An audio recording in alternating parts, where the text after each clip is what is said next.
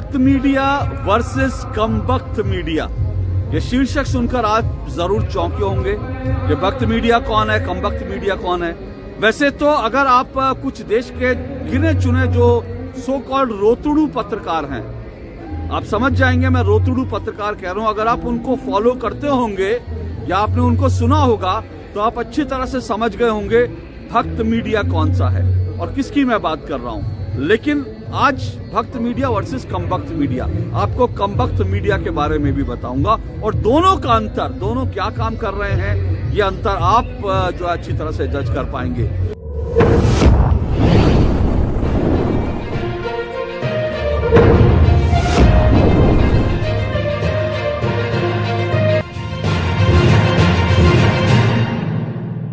नमस्कार, मैं हूं अशोक श्रीवास्तव। लेकिन इससे पहले कि आगे बढ़ूं, मैं आपको यह बता दूं, इस वक्त मैं अयोध्या में हूं, प्रभु श्री राम की नगरी, पावन नगरी अयोध्या में हूं। मेरे पीछे से अभी वानर राज गए थे, आगे भी वानर राज है। इस अयोध्या में चारों तरफ वानर राज जो है खूब दिखते हैं और सबको जब दिखे तो लोग प्रणाम कर लेते हैं, मैं भी प्रणाम कर लेता हूँ। सामने मेरे सरयू नदी बह रही है और पीछे जो है वो राम की पेड़ी है। मैं आपको ये भी बता दूं कि पीछे आपको भगवा दिख रहा होगा, झंडे लगे हुए हैं चारों तरफ और साथ साथ जहां पर मैं खड़ा हूं यहाँ पे पीछे जो है चारों तरफ जो है मीडिया की जो है एनक्लोजर्स बने हुए हैं। तमाम जो बड़े बड़े चैनल्स हैं, देश के सभी लगभग बड़े बड़े चैनल्स ने यहीं पर अपने अपने जो है सेट बना दिए और यहाँ से रोज लगभग रोज यहाँ से लाइव प्रसारण जा रहा है। यहीं से सब एंकर, बड़े बड़े एंकर आपको अयोध्या में मिल जाएंगे। यहाँ से सब लोग लाइव प्रसारण कर रहे हैं। कह सकते हैं कि जो टीवी चैनल्स हैं नोएडा से शिफ्ट करके आज यहाँ पर आ गए हैं अयोध्या में और इसी से देश के कुछ खास लोग जो हैं, खास वर्ग के लोग जो हैं बहुत परेशान हैं। इनकी परेशानी के बारे में बताऊं, लेकिन उससे पहले ये भी आपको बता दूं कि दरअसल ये जो कुछ हो रहा है, ये जो 22 तारीख को प्राण प्रतिष्ठा हो रही है, उसकी लगातार कवरेज जो है चल रही है और आपको अभी भी शायद मेरे पीछे आवाज सुनाई पड़ रही होगी। एक टीवी चैनल मेरे ठीक पीछे जो है उनका लाइव प्रसारण चल रहा है और मुझे इसलिए थोड़ा आपसे जोर से भी बोलना पड़ रहा है या हो सकता है आप मेरी आवाज थोड़ा सा हल्के सुन पाएंगे क्योंकि यहाँ पर चारों तरफ आगे रामधुन बन रही है, पीछे जो है चैनल्स का लाइव प्रसारण चल रहा है। तो ये सब कुछ चल रहा है। तो 22 तारीख को जो प्राण प्रतिष्ठा का कार्यक्रम है उसके लिए सभी चैनल्स ने अपने जो मीडिया सेंटर्स हैं वो यहाँ पर शिफ्ट कर दिए हैं। वो भी वैन पूरी घूम रही है और सबसे बड़ी बात जो है, देश का लगभग हर जो बड़ा यूट्यूबर है, यूट्यूब चैनल है, मतलब शायद कुछ बड़े नहीं होंगे, मैं माफी चाहता हूँ, कुछ बड़े आप समझ गए होंगे, कुछ बड़े यूट्यूबर्स को छोड़ करके देश के जो सभी यूट्यूबर्स हैं वो आपको इस वक्त अयोध्या में मिलेंगे। कुछ खास यूट्यूबर्स को छोड़कर आपको सभी यूट्यूबर्स अयोध्या में मिलेंगे। मेरी इस बात को नोट कीजिएगा ताकि आपको आगे बात समझ में आए। तो देश के लगभग सभी यूट्यूबर्स आपको यहाँ दिखेंगे। यहाँ जो लता मंगेशकर चौक है, राम की पेड़ी है और भगवान श्री राम का जहाँ मंदिर है, उधर कार सेवक पुरम है, वहाँ सभी वीडियो जो सभी जो यूट्यूबर्स हैं वो यहाँ पर घूम रहे हैं, धड़ाधड़ वीडियो बना रहे हैं, लाइव कर रहे हैं। और एक जो जानकारी है वो ये है कि रोजाना 5 लाख, आंकड़ा ध्यान से सुनिएगा, रोजाना 5 लाख से ज्यादा इंस्टाग्राम पे रील्स जो हैं वो अयोध्या से बन रही हैं, अपलोड हो रही हैं। 5 लाख, समझ लीजिए कि अयोध्या इस वक्त न्यूज का कितना बड़ा सेंटर बन गया। और इसीलिए यहीं से परेशानी शुरू होती है कुछ लोगों की, जिनको लगता है कि ये जो अयोध्या में पत्रकारिता कर रहे हैं ये सब पत्रकार नहीं है, जर्नलिस्ट नहीं है, ये सब के सब भक्त मंडली है। और इसीलिए इन्हीं लोगों को मैं कह रहा हूँ, ये जो मेरे पीछे रिपोर्टिंग कर रहे हैं, मैं यहाँ पे खड़ा हूँ और जो लता मंगेशकर चौक और राम की पेड़ी और तमाम अयोध्या में जो यूट्यूबर्स घूम रहे हैं ये सारे भक्त मंडली वाले हैं। ये कौन कह रहे हैं मुझे बताने की जरूरत नहीं, लेकिन आप जानते हैं कुछ देश का एक वर्ग जो है वो इससे बहुत परेशान है। उनको लग रहा है ये हो क्या रहा है, उनको लग रहा है ये देश में ये क्या तमाशा है कि राम मंदिर बन रहा है और जो है राम आएंगे राम आएंगे ऐसे करके जो है पूरी धुन गा रहे हैं। मीडिया में जो है पीछे मैं भी देख रहा था तो जो टेलीविजन चैनल्स हैं उनके सेट पर एंकर्स तो हैं ही, भजन गायक भी आ रहे हैं, एक से एक भजन गायक आ रहे हैं। कन्हैया मित्तल जी आए जिनका बड़ा फेमस भजन है, जो राम को लाए हैं हम उनको लाएंगे। तो ऐसे तमाम भजन जो गायक है वो सब यहाँ आ रहे हैं और इस सबसे जो है देश का एक वर्ग बहुत ज्यादा परेशान है।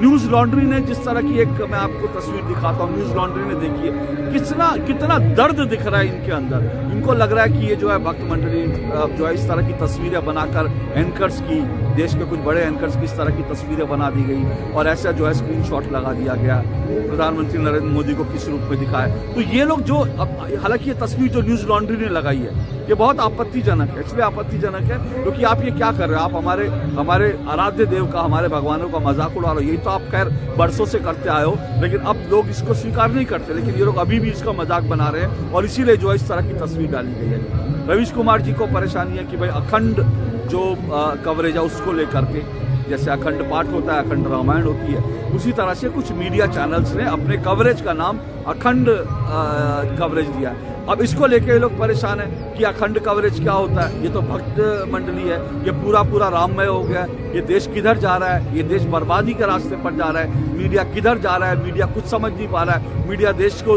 जानता नहीं, मीडिया लोकतंत्र की अवहेलना कर रहा है। कार सेवकों को लेकर जिस तरह की रिपोर्ट्स दी जा रही है, वो जो है वो इन्होंने कार सेवक को जिन्होंने जो है बाबरी मस्जिद तोड़ी थी, संविधान की अवहेलना की थी, उनके गुणगान कर रहा है मीडिया।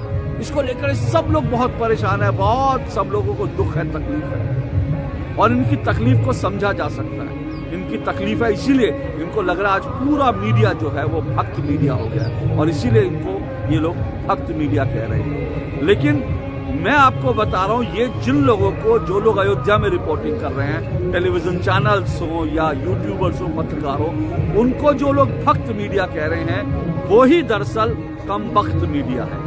मैं सिर्फ कह नहीं रहा हूं, मैं आपको अभी साबित करके बताऊंगा क्यों मैं कह रहा हूं कि ये कम वक्त मीडिया, इस बात को समझिए। फिर मैं कह रहा हूं जो राम जन्मभूमि की, राम मंदिर की, रामलला की प्राण प्रतिष्ठा कार्यक्रम को की कवरेज को जो लोग भक्त मंडली कहकर और उनका मजाक बना रहे हैं, उनका उपहास उड़ा रहे हैं, उनको कह रहे हैं कि ये भक्त पत्रकार हैं, दरअसल वो लोग इस देश के कम वक्त पत्रकार हैं। उन्होंने हमेशा यही किया है। कैसे, मैं आपको एक एक करके गिनवाता हूँ, लेकिन उससे पहले आपको दिखाता हूँ एक बार जरा सा, क्योंकि मैं जब आपसे बात कर रहा हूँ तो तुरंत मेरे पीछे देखिए किस तरह से यहाँ पर लोग जो यहाँ पर देखिए यात्रा निकाल रहे हैं। देखिए आप, ये आप देखिए, ये सामने सरयू है और वहां पर ये आम लोग हैं, ये आम लोग हैं दरअसल, जो इस तरह से जो है निकल रहे हैं, राम नाम का झंडा लेकर, भगवा लेकर, सब जो है अयोध्या के तट पर। पता नहीं ये कौन कौन से कोने से आए हुए लोग हैं।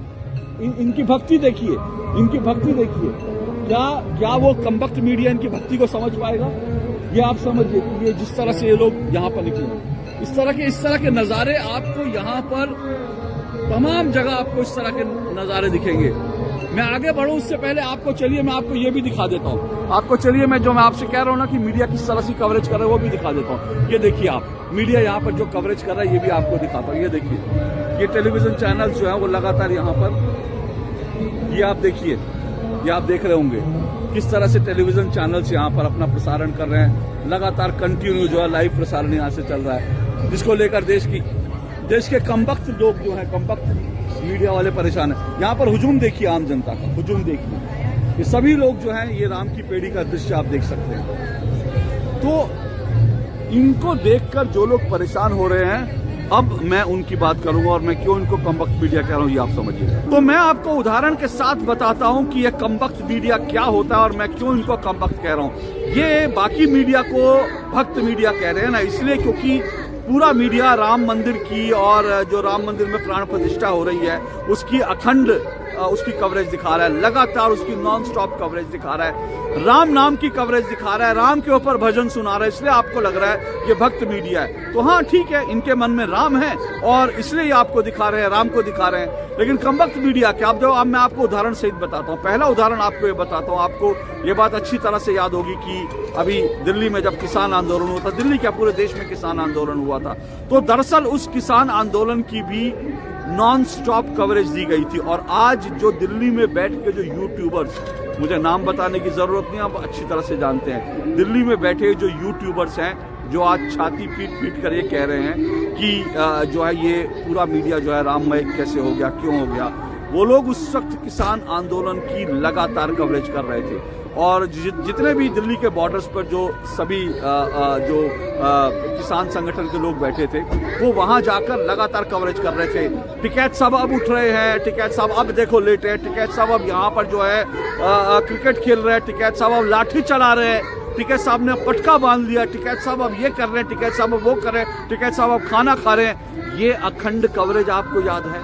अखंड कवरेज आपने देखी होगी। जबकि मेरे पास ये आंकड़ा है कि देश में जो तमाम किसान संगठनों से जुड़े किसान है ना, मतलब देश में जो तमाम किसान हैं, उन किसानों में से मुश्किल से 20 या 25% किसानों की नुमाइंदगी ये किसान संगठन करते थे। लेकिन ये लोग पैसे वाले किसान थे, रिच थे, ट्रैक्टर बड़ी बड़ी गाड़ियों में आए थे। गरीब किसान को तो कोई वैसे भी सुनवाई नहीं होती, तो इसीलिए इनके पीछे जो है बड़ी ताकतें थी और इसलिए ये सब के सब अखंड कवरेज पे लग गए। इन्होंने टिकैत साहब की अखंड कवरेज दी, इस किसान आंदोलन की अखंड कवरेज दी। तो जब आपने इस किसान आंदोलन को लेकर अखंड कवरेज दी थी, तब आप क्या थे? भक्त तो नहीं थे, तो इसीलिए आप कम वक्त हुए ना। जो भक्त नहीं हुआ वो कम वक्त हुआ। इसलिए मैं कह रहा हूं कि ये कम वक्त मीडिया है जो आज छाती पीट रहा है। किसान जब आंदोलन था उसकी आपने दिन रात उसकी कवरेज दिखाई।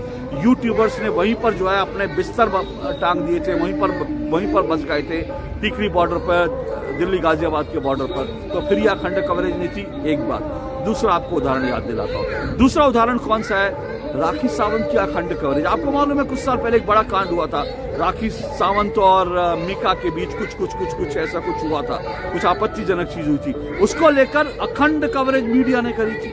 अखंड कवरेज, राखी सावंत के आधे घंटे के इंटरव्यू, मीका के आधे घंटे के इंटरव्यू, आधे घंटे के शो।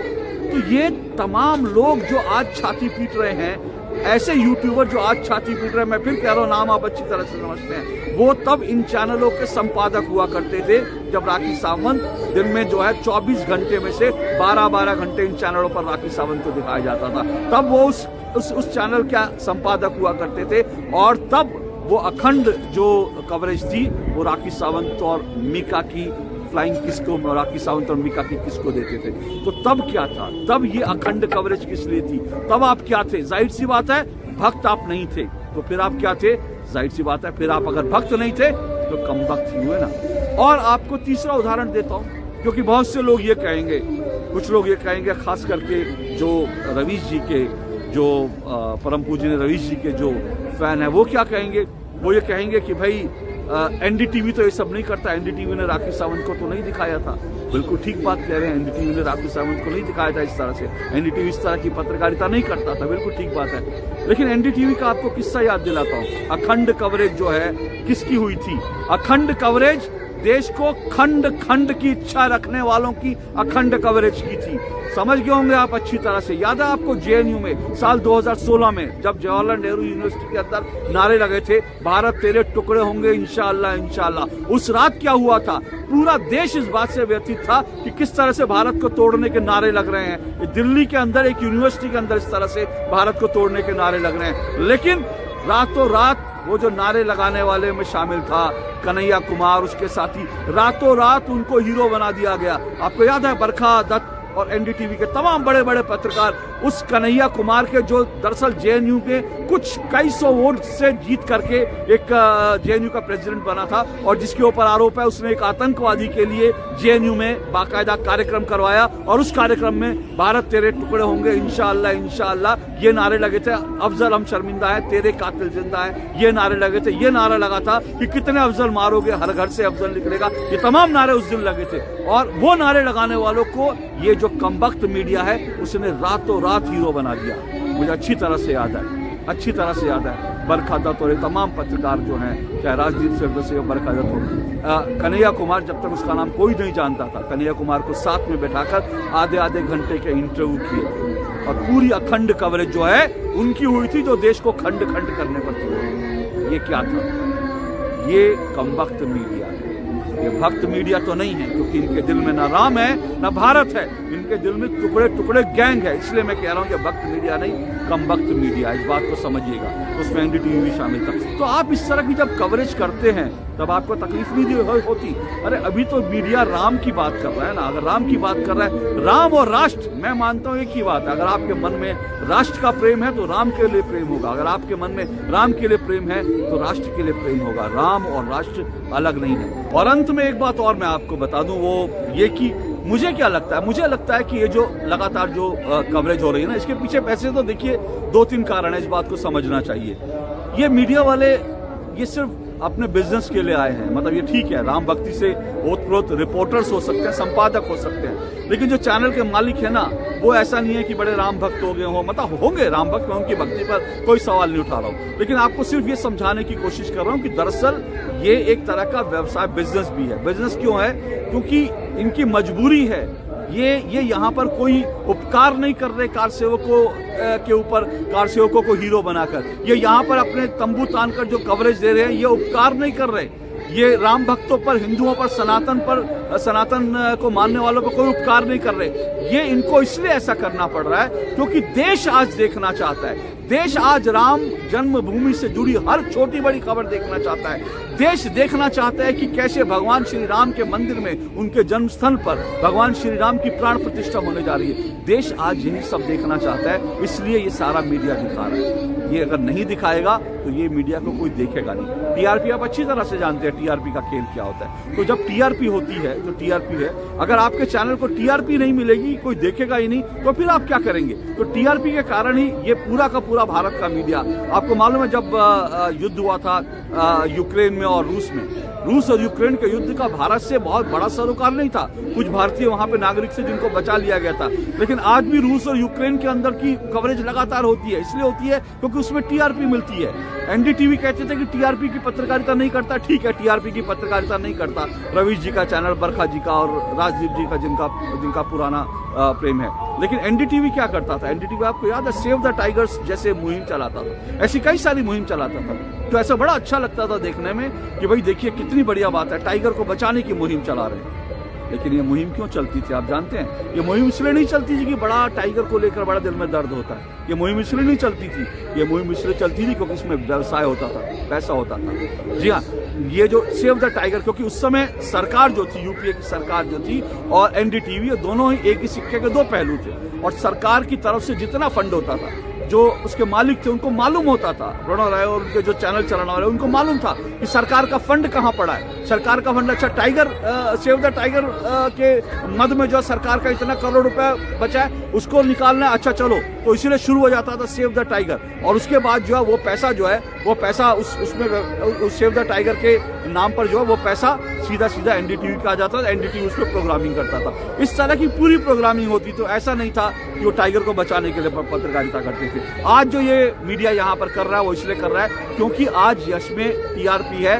लोग यही देखना चाहते हैं, देश की जनता यही देखना चाहती है, क्योंकि देश राममय हो चुका है। अरे अगर ब्रिटेन की संसद में भी शंखनाद हो रहा है, वहां भी राम नाम की जय हो रही है, जय श्री राम हो रहा है, तो फिर ये तो भारत है, ये तो राम का देश है, राम के लोग हैं, राम के वंशज हैं, क्यों नहीं होगा। और अंत में सिर्फ एक बात बोलूं, ये मेरा एक और मत है। मैं ये भी मानता हूं कि मीडिया आज अगर ऐसा कर रहा है तो इसमें कहीं ना कहीं मीडिया प्रायश्चित भी कर रहा है। प्रायश्चित किसका? अपने पापों का प्रायश्चित कर रहा है। कैसे प्रायश्चित कर रहा है? यही मीडिया था, ये जो तमाम चैनल वाले यहाँ दिख रहे हैं, इनमें बड़े बड़े जो अखबार वाले होंगे, जो उस वक्त अखबारों के संपादक होंगे, उन्होंने कार सेवकों को, मैं फिर बता रहा हूँ, लुम्पिंग एलिमेंट लिखा था। उन्होंने कार सेवकों को गुंडा बताया था, कार सेवकों को जेब कतरा बताया था। तो ये इस तरह से, और जो राम मंदिर की बात करता था उसको सांप्रदायिक बताया जाता था। जो ये कहता था कि यहाँ पर राम मंदिर बनना चाहिए, उसको कम्युनल कहा जाता था, उसको देश तोड़ने वाला कहा जाता था, उसे संविधान विरोधी कहा जाता था। इसी मीडिया ने कहा था। इसलिए आज अगर ये मीडिया भगवान श्री राम की भक्ति में लीन देश को दिखा रहा है तो दरअसल ये अपना प्रायश्चित कर रहा है। अखंड कवरेज आज तक की हो रही है, उसको लेकर सवाल उठ रहे हैं। ठीक है, सवाल उठाने वालों को मैं फिर कह रहा हूं कि आज तक या टीवी टुडे ग्रुप आज दरअसल क्या कर रहा है, वो अपना प्रायश्चित कर रहा है। क्योंकि जिस वक्त 1992 में ढांचा गिरा था, कार सेवकों ने इस ढांचे को जमींदोज किया था, तो वही इंडिया टुडे है जिसने मैगजीन निकाली थी। ये भूमि और ये मैगजीन क्या थी? इंडिया टुडे ने एक विशेष अंक निकाला था, और ये विशेष अंक निकालकर इंडिया टुडे ने कहा था, ये आइडियाज दीजिए, इसने आइडिया दिए थे कि राम जन्मभूमि पर भगवान राम के मंदिर को छोड़ करके और क्या बन सकता है, आप अपने सुझाव दीजिए। लोगों ने कहा मस्जिद को वहां पर जो है, वहां पर जहां राम जन्मभूमि है,